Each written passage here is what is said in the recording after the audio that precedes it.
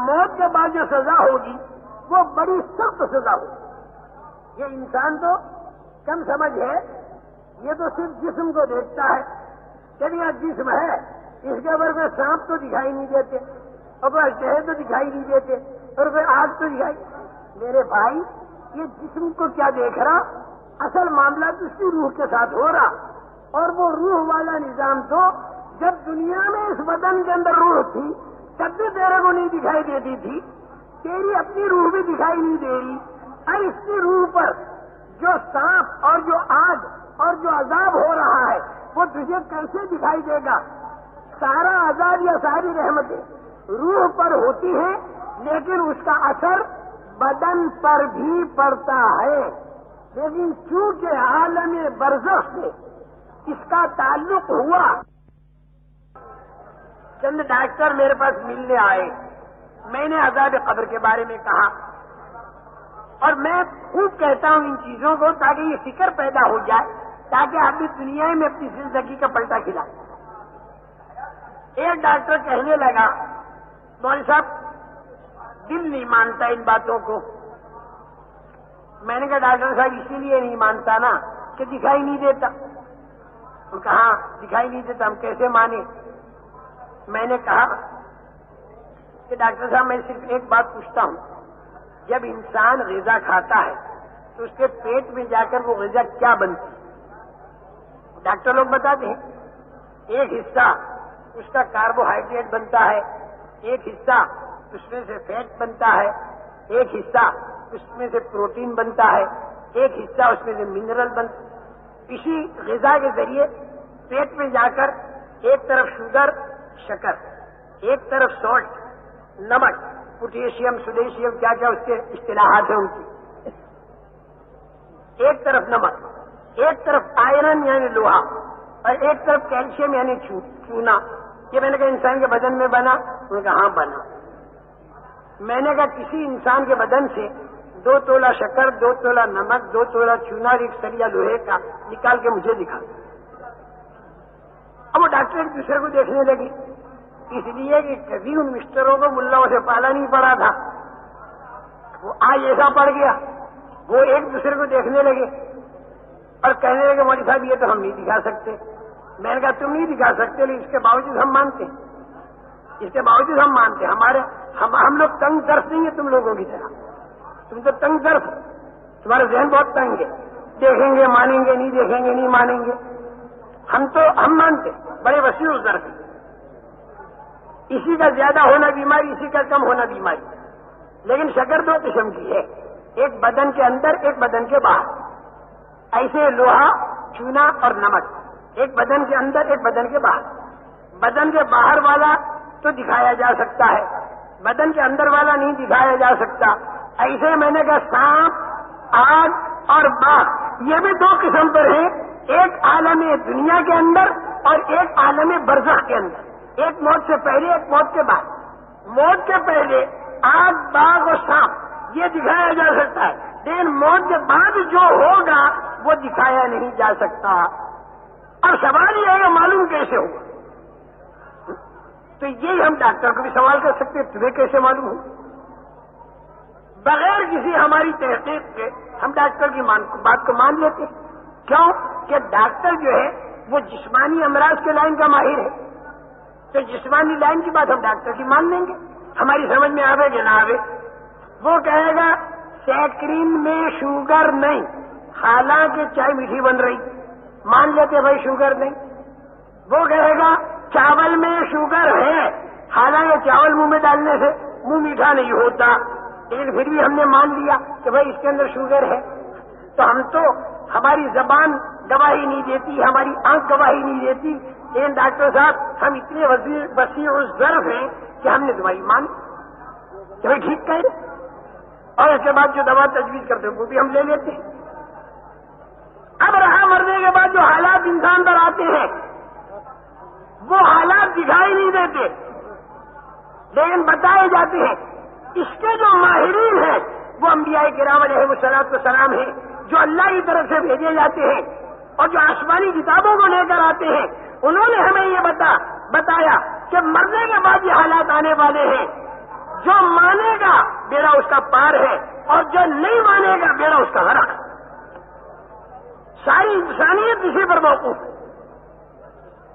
انسان میں انسانیت آ نہیں سکتی جب تک مرنے کے بعد والے یقین اس کے دل میں نہ آ، جب تک جنت اور دوزخ کا یقین اس کے دل میں نہ آ۔ یہ سارا غیب ہے۔ ارے مرغی کا بچہ انڈے کے اندر بن رہا، وہ سمجھ رہا بس اندر ہی اندر میری پرورش، لیکن اس بچے کو نہیں معلوم کہ تیری پرورش کا تعلق باہر سے بھی ہے۔ ایک مرغی ہے جو تیرے جس انڈے میں تو پل رہا اس کے اندر وہ مرغی پر پھیلائے ہوئے ہے، وہ مرغی دانہ کھاتی ہے، اس دانے کے بننے میں بارش کے قطرے بھی اور سورج کی کرنیں بھی اور ہوا کی لہریں بھی اور زمین کے ذرات کھاد کی گندگی سب استعمال ہوئی تب وہ دانہ بنا، لیکن وہ انڈے کے اندر جو چوزا اسے کیا معلوم؟ تو اسی طریقے سے زمین آسمان کے انڈے کے نیچے، زمین آسمان کے انڈے کے بیچ میں یہ انسان جو پرورش پا رہا ہے، یہ کیا جانے کے اوپر سے کیا کیا نظام خدا کے چلتے ہیں اور کن کن ترتیبوں سے خدا اسی کو پہنچاتا ہے اور کیا کیا اس کے غیبی نظام ہے اور آگے کیا کیا ہونے والا ہے، یہ تو موجودہ زمانہ جانتا ہے، اگلے زمانے کا اسے کچھ پتا نہیں، اور اگلا زمانہ لامحدود ہے۔ اس لامحدود زمانے کے اندر اگر کامیاب بنا تو کامیاب ہے، اس لامحدود زمانے کے اندر تو ناکام بنا تو ناکام۔ ارے اصل کامیابی وہ ہے کہ جو مل کر ختم نہ ہو، اور اصل ناکامی وہ ہے کہ جو آ کر واپس نہ جائے۔ کامیابی اور ناکامی جو انسان سمجھ رہا ہے خدا بھی اسی کو بتا رہا ہے۔ انسان کامیابی کسے کہتا ہے؟ تقاضوں کا پورا ہونا، باغات کا ملنا، لہروں کا ملنا، بڑھیا کھانا، بڑھیا کپڑا، بڑھیا بیوی، بڑھیا مکان، اعزاز جو جی میں آئے وہ ہو جانا، اس کو انسان کامیابی کہتا ہے، اور خدا بھی اسی کو کامیابی کہتا ہے۔ جنت کے اندر جو دے گا تو یہی تو چیزیں دے گا۔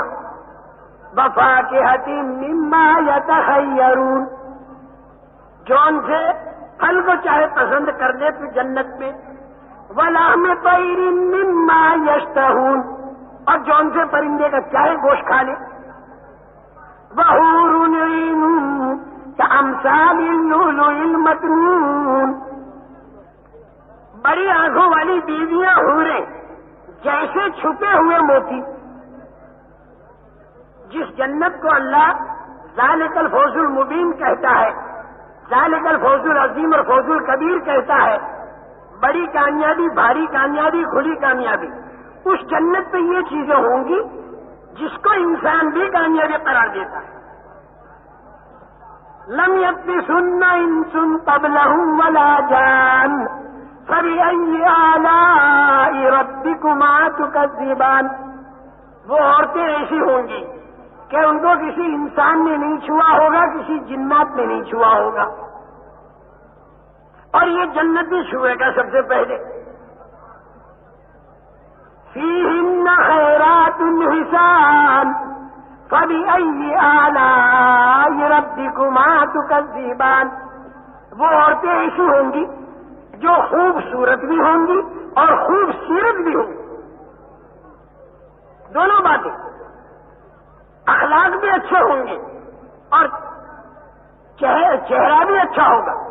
دنیا میں بعض مرتبہ چہرہ تو بہت سہانا اور بھلا اچھا معلوم ہونے والا، چہرہ تو ایسا جیسے پری، لیکن مزاج اس کا ایسا جیسے چڑیل، ہر وقت دیکھو تو چڑیل دماغ کی، روزانہ خطوط میں آتا رہتا ہے، تنگ آ گیا بیوی سے، اور بعض مرتبہ یہ ہوتا ہے کہ مزاج تو اس کا بہت اچھا، اخلاق بہت اچھے، بڑی خدمت گزار، لیکن چہرہ شوہر کو پسند نہیں۔ اور جنت میں دونوں باتیں اللہ بتا رہا، خیرات الحسان، صورت بھی اچھی اور سیرت بھی اچھی، اور یہ سب کہیں پر ملے گا، یہ سب کہیں پر ملے گا، یہ کامیابی کہیں پر ملے گی؟ جزاء بما كانوا يعملون، بدلہ ہوگا اعمال کا۔ میں نے عرض کیا نا، چیزوں پر کامیابی کا ملنا انسان کا تجربہ، اعمال پر کامیابی کا ملنا خدا کا وعدہ۔ چاہے شروع میں تھوڑی تکلیف آ جائے، وہ شروع کی تھوڑی تکلیف آئینے کا بچھو، اور بعد والے جو راحت ہے وہ سچ مچ کے انگور، اور بے دین آدمی پر شروع میں چاہے راحت مل جائے، وہ ایسے جیسے آئینے کے انگور، اور بعد میں جو تکلیف آئے گی دنیا میں بھی، قبر میں بھی، حشر میں بھی، وہ ایسے جیسے سچ مچ کا بچھو۔ اللہ کرے میری مثالیں تمہاری سمجھ میں آ جائیں، عجیب مثالیں ہیں، قیامت تک کا مسئلہ حل ہو جائے، پورے قرآن حدیث کو سمجھنا آسان ہو جائے۔ تو میں نے عرض کیا میرے محترم دوستو، جزاء بما کانوا یعملون، لا يسمعون فيها لغوا ولا تأثیما الا قیلا سلاما سلاما۔ کوئی بےہودہ بات وہاں پر سننے میں نہیں آئے گی، جنت میں بکواس نہیں، وہاں پر ایک آواز آئے گی، سلامن سلاما، چاروں طرف سے سلام، جنتی بھی سلام کریں، فرشتے بھی سلام کریں۔ اور بتا دوں آگے، اللہ کی زیارت ہوگی تو اللہ بھی سلام کرے، سلام قولا من رب الرحیم۔ اللہ کہے گا السلام علیکم یا اہل الجنہ۔ ارے شروع میں تھوڑی سی تکلیف اٹھا لی، دنیا کے اندر مجاہدات کر لیے، اب بعد میں جو راحت ملی ہمیشہ کے لیے بھی۔ تو انسان بھی کامیابی اسی کو کہتا ہے تقاضوں کا پورا ہونا، اور خدا بھی کامیابی اسی کو کہتا ہے تقاضوں کا پورا ہونا۔ اور انسان ناکامی کسے کہتا ہے؟ انسان ناکامی کہتا ہے تقاضوں کا ٹوٹ جانا، بھوک، پیاس، ذلت، رسوائی، پٹائی، سانپوں کا کاٹنا، آگوں کا جلانا، اس کو انسان ناکامی کہتا ہے۔ اور خدا بھی اس کو ناکامی کہتا ہے۔ جہنم کے اندر جو یہ تکلیفیں آئیں گی اس کو خدا خسران المبین کہتا ہے، کھلی ہوئی ناکامی۔ تو کامیابی اور ناکامی کے مصداق میں کوئی فرق نہیں، بندہ بھی کامیابی جسے کہتا ہے خدا بھی کامیابی اسے کہتا ہے، بندہ جسے ناکامی کہتا ہے خدا بھی ناکامی اسے کہتا ہے۔ وَأَصْحَابُ الشِّمَالِ مَا أَصْحَابُ الشِّمَالِ فِي سَمُومٍ وَحَمِيمٍ وَظِلٍّ مِّن يَحْمُومٍ لَا بَارِدٍ وَلَا كَرِيمٍ إِنَّهُمْ كَانُوا قَبْلَ ذَلِكَ مُتْرَفِينَ وَكَانُوا يُصِرُّونَ عَلَى الْحِنثِ الْعَظِيمِ وَكَانُوا يَقُولُونَ أَإِذَا مِتْنَا